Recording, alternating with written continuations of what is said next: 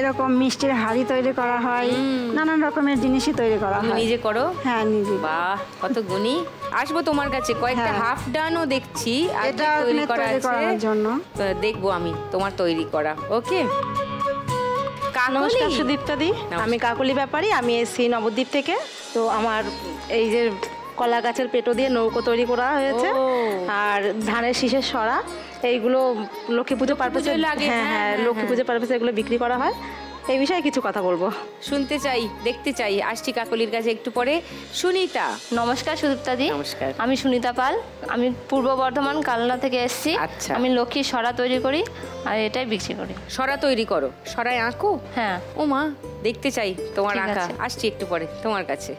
লাখ টাকার লক্ষ্মী লাভ দেখো তোমরা? হ্যাঁ হ্যাঁ দেখি। ফার্স্ট রাউন্ড ঘোড়াই আর দেখি কি এই যে বলে মোয়া ঘোড়াই আর দেখি। মোয়া ঘোরাতে ঘোরাতে চোখ সান বাংলায়। হা হা, দারুণ। তাহলে তো খেলা জমবে আজকে। ফার্স্ট রাউন্ডে আজকের খেলা টাকার খনি। তোমার মোয়া বানানোর গল্প একটু শুনি। কবে থেকে নাড়ু বানানো, মোয়া বানানো শুরু করলে? আমার হাজবেন্ড তো মানি মার্কেটিং করছিল। কি করছিল? মানি মার্কেটিং। আচ্ছা। সেখানে তো মানে বিশাল একটা আমাদের ক্ষতি হয়ে যায়। সেই ক্ষতি তো আমরা স্বাভাবিক না হতে, তারপরে আবার লকডাউন পড়ে গেল। এবার লকডাউন পড়ে তো সব কিছু আমরা নিঃস্ব হয়ে গেলাম। ওই নিঃস্ব হয়ে যাওয়ার পর আমরা কষ্ট করে একটা মোবাইল নিয়েছিলাম, বড় মোবাইলগুলো নিয়েছিলাম। আর এগুলো মোয়া বা নাড়ু এগুলো তো আমার মা কাকিমারা, যেহেতু আমি একটা গ্রামের মেয়ে, নিজের হাতে ধানও করেছি, সবই করেছি, দেখেছি মায়েদের সাথে। তারপরে ওই মোয়াটা কিছুটা জানতাম, আর বাকি সব একটু একটু মোবাইলে দেখলাম, দেখে নিয়ে আমি এই ব্যবসাটাকে শুরু করলাম।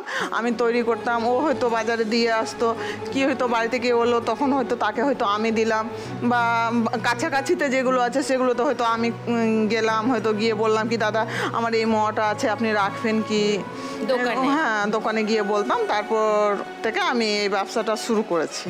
তারপর আস্তে আস্তে এখন ব্যবসাটাকে বাড়িয়ে নিয়ে যাওয়ার জন্য প্রস্তুতি চলছে। যেহেতু আমার এক ছেলে আছে, এক মেয়ে আছে। মেয়েটা আমার ক্লাস 1-এ পড়ে, ছেলেটা আমার ক্লাস 10-এ পড়ে।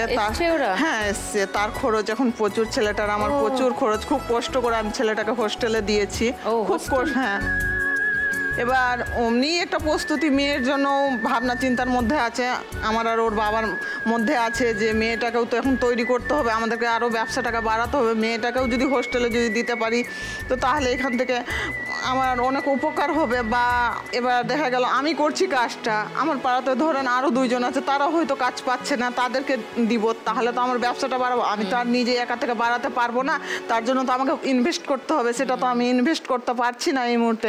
এখানে এসছি আমি খেলার জন্য, কিছু যদি হয় সেই পুঁজিটা যদি মানে লাগিয়ে দিয়ে যদি আমি যদি কিছু করতে পারি, তাহলে 2জন মেয়েকেও আমি কাজ দিতে পারবো।